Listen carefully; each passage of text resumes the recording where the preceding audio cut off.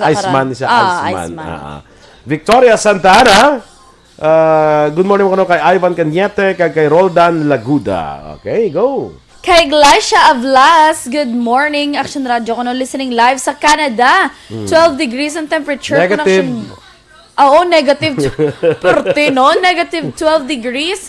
Gakurog-kurog na yung pali ang ano mo ya, ang imong ang islo. Dito galing na kagito sa Vancouver na negative 25. Grabe. Tunog-tunog di Action Boy. Wala na taguro kapaligo ang mga tao. Grabe. May mga heater man sila.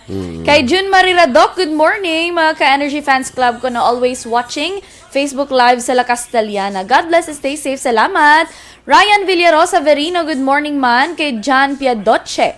Alagad Kevin Henry, good morning ko no sa Hinubaan Aksyon. Kumaka-aksyon sa Hinubaan good morning Mayor and Estrao. Kag sa First Lady Leticia Desiree Estrao. Vicente Seva, good morning.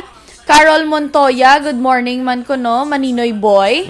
Ga-monitor sa Facebook sa Father from National Printing Office, Quezon City. Inatamyaw niya lang si Daiting Gonzaga kag Mikay Kapunpon sang Granada. Good morning. Yes, good morning, Ihada. Kay Rhea Malunes Salgo, good morning. Subumang kay Jason Alegria. Perte katugna ko no. Greetings to Pulupandan, Barangay Palaka, Norte Pulupandan, kay Kagawad Arnel, Kapanarihan, and Egalia family. Thank you. Diri sa attraction boy, tugnawan na ta. Naman. How much more na? How much more mga negative na? Sa ito 24 pa lang niya gani yan. Temperatura 24 to 29 eh. Si Ila yan, negative. Dali gani kami sa aircon, tadi mag-16 lang Oo. Tugnaw na kayo, di ba? Oo. Anong pinakatugnaw mo na agyan? Nga naagyan. Oo, na-experiencehan. Sa Baguio, goro, do mga... Ano nga pila? Pila man, mga 11, guro. 11 or 12. Dira. Kaya ang pinakatugnaw na 9 mo. Maghambal ka, mag-aso lang about. Naka-amazing. Kaya ang SM to yung election boy, wala aircon. Correct. Grabe, no? Kaya puwerte, gidya katugnaw sa van. Ang pinakatugnaw, actually, nagligan, naka-record sila mga 9. Grabe, no? I-imagine mo, negative 12 pagidya. Below zero na yan. Below zero. Lain lang na iyang nami, iyang nga below zero, yun, or zero, Action Boy. Kung imnon. Ako nagyan ko, negative 7. So, diin? Sa China. Puwerte, negative 7. Kurug Gangangakan. Daw makakasandurungan mo. Sakit. Perte ka. Basta sakit na ang hangin. Oo. Humuyo pang hangin gani, perte ka sakit daw ginatuslok dagom ang guya mo. Kala. Mo ginang batsagan mo ya. Daw ginatuslok-tuslok bala. Tapos pag abot mo di sa Pilipinas, feeling mo do ka ginot-ginot.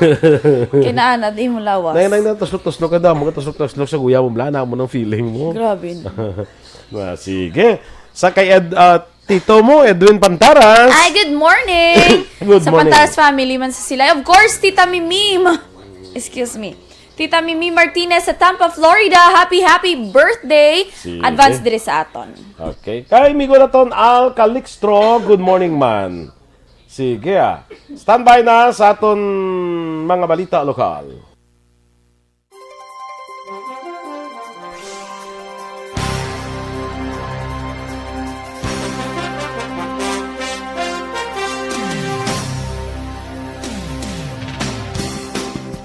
Balitang Bayan, Numero 1.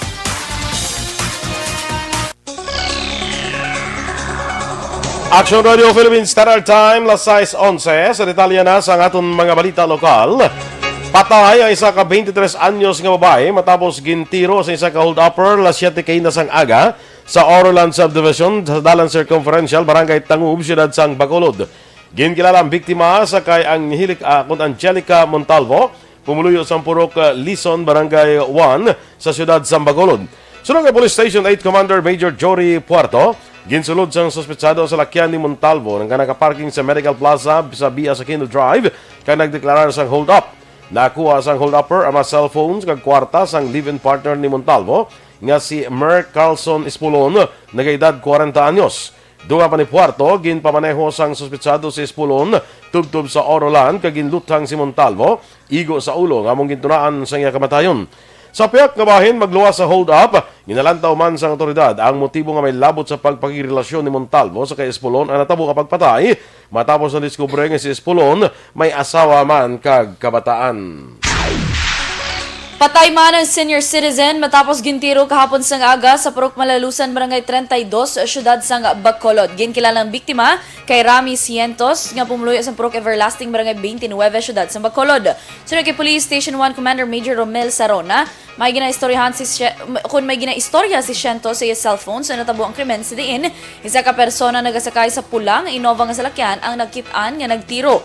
12 kabasiyo kag slugs sa kalibre 45 ang na-recover sang soko. Kagasunod kay Sarona, posible may nainit kay Cientos bangod sang madamo nga basiyo sang armas o kun bala nga nakita sa lugar.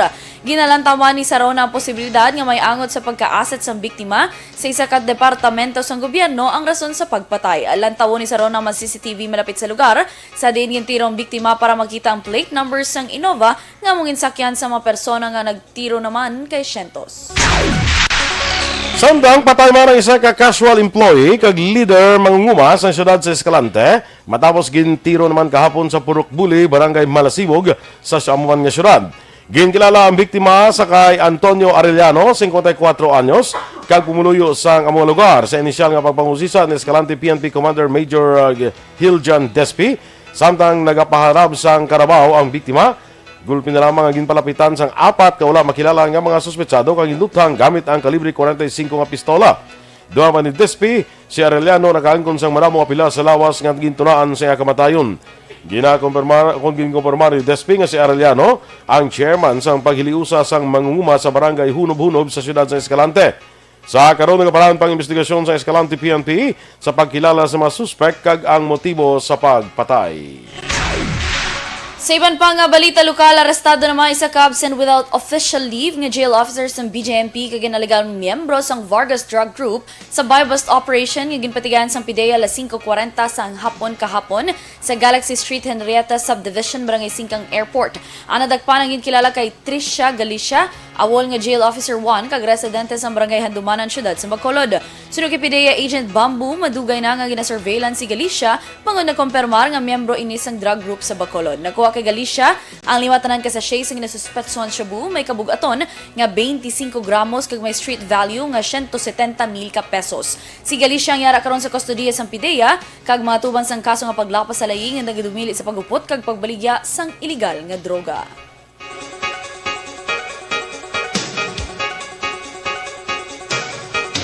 Samtang gintawag sang bana ni Tricia Galicia ang subject sa bypass operation sa PIDEA nga planted ang natabo nga operasyon batok sa isining asawa. Sa interview sa Aksyon firing line, ginpanghiwala ni Leofard Galicia ang mga akusasyon batok si asawa kag gin-insister nga ginpangabudlayan sini ang tanan nila nga napundar pareho sa balay kag salakyan. Sunod pa kay Leofard, gintawag sini nga planted ang natabo bangod wala sang video nga mapakita ang PIDEA operatives sang ginhimo ang operasyon. Nagapati naman si Leofard nga may natapakan nga opisyal ang asawa tungod sa ginatuman sini nga obligasyon bilang jail officer rason nga ginpangitaan ini sang page para magguba ang iya sini nga ngalan. Samtang dismayado si Leofard matapos biuluan nga gintayaan pa sang armas lutang ang iya asawa nga nagtugas sang trauma sa duwa sini ka mga kabataan. Arestado naman ang 25 anyos nga labor ukon na trabahante matapos nagtuhan sang pulis nga nagbaligya sa ginasuspetson Cebu sa Bago City Public Market kahapon nga adlaw. Ginkilalang dagpan kay Jan Francisco kag residente sa Purok Esmeralda, Barangay Poblasyon sa amuman nga syudad.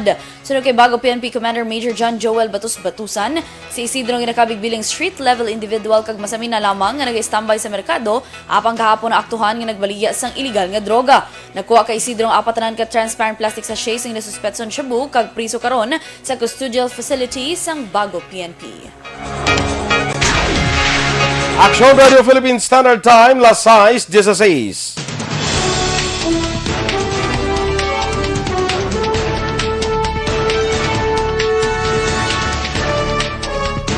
Isa ka persona posible magpositibo sa duha ka variant sang COVID-19. Samtang Pilipinas nagpakabay sang dugang nga Pfizer vaccines. Ang detalye sa mga balita national sa magbalik sang Aksyon, Balitang Bayan, Numero 1.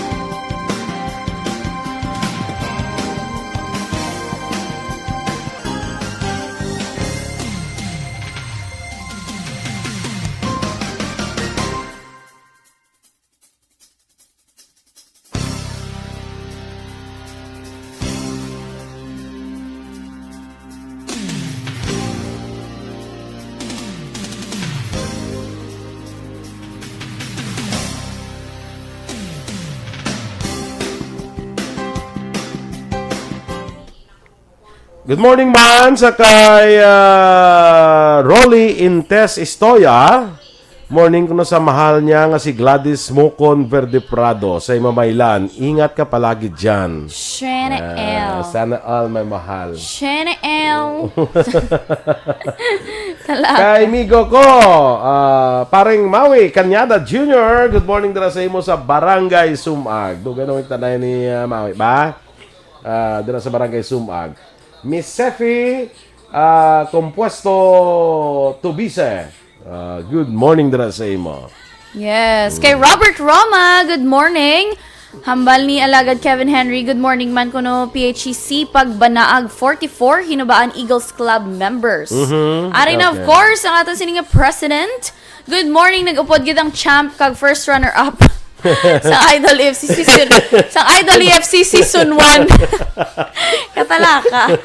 Rochelle Turbella, good morning man. Hambal ni Sir Teti Hukat itangata ang Kia Ora means hello, cheers, good luck, and best wishes. Okay. Best wishes. Best wishes. Muna siguro daw greetings, ano? Okay. Kay Lensky Palmares, good morning, watching from the Mom, Saudi Arabia. Kia Ora. Kia Ora. Ay, bongga. Manami, pag namatian ko ano ang pag... Kia Ora. Basihan mo na bala. Basihan. Kia Ora. Basihan mo na bala. Kia Ora. Depende, actually. Kaya Mario Buenaflor, good morning. Watching from China, backyard ko no, good AM sa asawa niya sa bata. Presil Guanzon, ginatam niya na lang si Romeo Bonao sa Dubai nga nagapamati gid. Of course, Ma'am Vanessa Mayo. Yes. Pag-greet niya si Sir Kuya Noel Amar, dito ko no, -25. Oh, kita mo na? Ang katugnaw. Tugnaw gid ya. Sakit ang bakuna ko no. Ang ikadua. Oo, grabe. Mga lawas ko may chill. Kay Baloka, ang bakuna, Ma'am Van, sana balaan ko niya, ang second dose amo ang kwan, ang daw may mga side effects, may mga adverse side effects. Ang second dose, kaya first dose ga kuan pa lang sa mo ga just ang body. Pag second dose kuno ara na mabatyagan dira ang adverse side effects. Like sa iya, yung normal lang na. Normal lang na sa may chill, may lana. Oo, kaya amo mangina sa una, di ba? Kung ano mangina bakuna, yan nagahilanat ka mangina, di ba? Baklan ka dan sang rolay dayon kag sa Skyplex. Inom na royal. Orange, true orange gali amo nang tawag, true orange. Kag Skyflakes. Sa kay Ricky Malala, good morning dira sa imo migo. Sa kay kong Greg ni siya na office, no? Yes. Good morning sa kay Ricky. Sige, Rosalina Arellano Espadero. Good morning man. Kay Marie Antoinette Piliado. Kay Melcho Kaplasan Sawi sa Carlota. Kay Anola Piliado sa UK from Canada. Marilo Kahilig. Watching from Barangay 1A, Manapla. Rafi Jan Pidoy. Greet niya lang gali ang iya pinalangga nga si Mercy ni Meliente nga ato sa Kuwait. Remeliete nga ato sa Kuwait. Correct. Upod sila ni Cory Bidaha. Yes. Tupad balay. Donor of Bless Prodigalidad, good morning from San Diego, California. Yes, musta dira ya ma'am ang kwan ang winter, weather. Galing nga balo ka sa mga California nga kuan hindi gid sa tanto. California King Bed. Kay kuan ni sa California actually sunny kuan ni siya daw damo beaches daw amo na blado. Subong man dito man sa ila Action Boys sa tita ko sa Tampa, Florida bala. Ating Tampa, Florida. Tita mo to yung mga beaches. Kay Jocelyn Calamaan, good morning man. Ederica Forts ang OTTG, Christine Taxi, thank you so much. Yes, good morning. Sa tanan nga OTTG. Oy kay ano gali? Kay Maninoy kuman siya kuno Noy Manggubat. Ay, correct. Good morning. Philip Laurente, good morning man. Of course, Sir Joval Trinidad, good morning. Monitor ko no sa YouTube man kag sa radio. Thank you. Larry Rico, good morning. Boy Duran gapamati sila kuno sa Purok Kalubay, Barangay Sampinit, Bagos City. Kuan ko na kasi manwa. Ang Purok Kalubay ulunhan lang sa Kalubay. Guro basta Kalubay mangin tawag no. Ulon na sang Kamatis. Sa crossing Kamatis. Kung mapapakadto ka to sa bago, before ka maglambot sa kamatis, kalubay. Okay. Oo, Ang kamatis, yung tultulan ko yan mo. Nati, dutay na lang na yung kinanglanon da, makakuhan ka na, makaluto ka na. Gani, no? Pwede na kalubay kag kamatis. Kisahon mo tayong kamatis, butawan mo kalubay, te. Charap! Sige, classmate ko, kag kumari Jean Buerom, good morning man sa imo. Sa kay Lily King, dire sa London. Okay, standby na kita ko, no? Tere Simpronyong, good morning. Standby sa Balita National.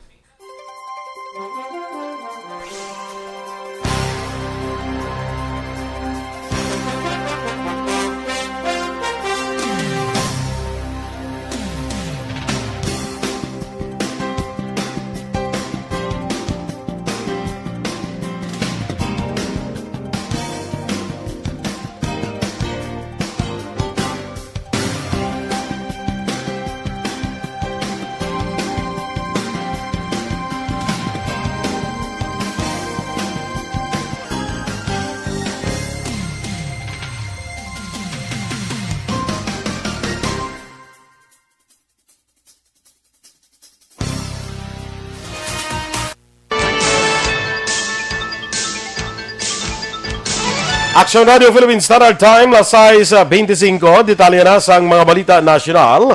Ginpahayag sang Department of Health nga posible magpositibo sa duha ka variant sang COVID-19 ang isa ka tawo. Ginatumo diri ni Health Undersecretary Maria Rosario Vergere ang variant sang coronavirus gikan sa United Kingdom kag South Africa. Apang ginklaro ni Vergere nga wala sang may na-detect sa pungsod nga nagpositibo dungan sa duha ka variants. Sa records ng DOH, 17 na Pinoy ang nagpositibo sa UK variant sang coronavirus. Maga-request naman sang dugang 900,000 kadoses ang Pfizer COVID-19 vaccine ng Pilipinas sa idalom sang COVAX facility. Sunod kay Vaccine Czar Carlito Galvez Jr., magluwas pa ini sa 117,000 kadoses nga mag-aabot subong nga Pebrero. Sa laging handa public briefing, inpahay ni Galvez nga magapadala sang sulat ang Pilipinas antes ang Pebrero 14 para sa pangabay nga dugang nga libre nga bakuna. Sa naibaluan sa 72 ka pungsod nga nag-apply, isang Pilipinas sa 18 ka pungsod nga napili sang COVAX facility para makabaton sang libre nga bakuna. Ginpahayag naman sang Department of Health nga dapat istriktuhon ang pagsunod sa interval sa paghatag sang duha ka doses sang COVID-19 vaccine para malikawan nga magnubo ang efficacy rate sang bakuna. Ginpagawa ni Health Undersecretary Maria Rosario Vergere ang ining panumdom matapos nga nagwa sa evaluation sang Food and Drug Administration nga dapat i-konsiderar ang interval sa pagbakuna sang duha ka doses sang COVID-19 vaccine sang Pfizer, BioNTech kag AstraZeneca. Una din nagwa sa evaluation sang FDA para sa bakuna sang Pfizer, BioNTech nga naglambot sa 92 to 95% ang efficacy rate sang ginbakuna ay kaduha nga dose sang vaccine pagkaligad sang 21 kadlaw. Dugang pa, may 70% naman ang efficacy rate sa bakuna sang AstraZeneca sang gin-inject sang ang unang nga dose kang nagsaka ang rate sang ginbakuna ay kaduha nga dose pagkaligad sang 4 to 12 ka adlaw. Bukan sa karon sang gobyerno ang pagpabako naman sa information drive agud maganya ta mga Pinoy nga magpabakuna batok sa COVID-19. Sunod kay Presidential Communications Secretary Martin Andanar, gin-utilize kag gin-maximize na nagkalain-lain nga content para sa social kag traditional media platforms agud ipalabot sa mga Pinoy ang vaccination program lakip na kun anong benepisyo nga mahatag sini sa tawo. Ginhimo ni Andanar ang palayag matapos na nawagan sa gobyerno si Senate President Vicente Soto III nga magapatuman sa nationwide information dissemination campaign nga magatutok sa bentaha nga makuha sa pagbakuna kag risgo sa ikang lawas kung hindi magpabakuna batok sa COVID-19. Naglambot na sa 530,118 ang kabilugan nga kaso sa COVID-19 sa Pilipinas matapos ginanunsyo sa Department of Health ang 1,266 ka bagong kaso. Nadugangan naman sa 130 ang bagong recovers nga nagdala tanan sa kabilugan nga 487,721 kag 68 ang bagong napatay nga nagdala na sa kabilugan nga 10,942 ang death toll. 31,455 naman ang aktibo nga kaso sa COVID-19 sa Pilipinas. Ginaratipikahan naman sang Kamara kag Senado ang hagna nga naghatag sang ikaduha nga package tax reforms ng gobyerno ug kon proposed corporate recovery and tax incentives for enterprises law. Ginhimo ang ratifikasyon matapos mag-athaganay na sila sa pila ka probisyon sang duha ka bersyon sang hagna. Ginapaabot nga ipasa subong nga semana ang hagna agud mapirmahan ni Presidente Rodrigo Duterte. Tuyo sang hagna nga mapanubo ang corporate income tax salin sa 30% pakadto sa 20% para sa small and medium corporations kag 30% pakadto sa 25% naman sa iban pa nga korporasyon.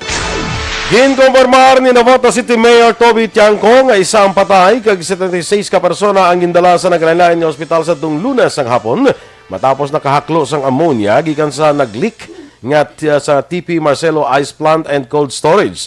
Suno kay Tiangco, 59 ka individual ang gindala sa Navotas City Hospital kag 17 ang gindala sa Tondo General Hospital sa Manila. Ginkilala na patay sa kay Gilbert Tiangco, 44 anyos, kag nagtrabaho sa sambit nga pasilidad. Suno kay Tiangco, ginapanagyan sang pamilya sang Iloy ang planta, kada pangayo naman sang pasaylo ang alkalde dalang promesa nga maghatag sang compensation sa mga napektuhan. Sang kagabi, o kung naligan ng gabi, ginpahig ni Tiangco nga nagtahaw na ang baho sang ammonia base man sa obserbasyon sang City Disaster Risk Reduction and Management Office. Ginmando na ni Tiangco ang temporaryo kapagsira sang amo nga ice plant. Sa katapusan nga balita lokal o kon national, patay naman 5 ka ginasuspetsohan na New People's Army sa enkwentro nga natabo batok sa tropa sang gobyerno sa Tagaloan 2, Lanao del Sur kahapon. Sunod sa report sa Philippine Army, nakaenkwentro sa 1st Special Forces Battalion sa dalom sa Special Forces Regiment ang inabulubanta 30 ka miyembro sa NPA sa dalom sa North Central Mindanao Regional Committee sa Barangay Gayakay. Naglawig sa masobra 1 ka oras ang pagbailuhan ng isang lupok kag na-recover sang tropa ay 1 ka M14, 3 ka M16 kag 2 ka Grand Rifles. Nakuha man ang lawas sang mga napatay samtang wala sang ginreport nga napatay ko ng pilasan sa tropa sang gobyerno. Sa karon, nagapadayon pang pursuit operations sang militar. Aksyon Radio Philippines Standard Time, las 6:31. Good morning nanay kay Giselle Franco, di Anton Diaz, kay Kelly Jelly, sa kay Gina Hirona Fernandez.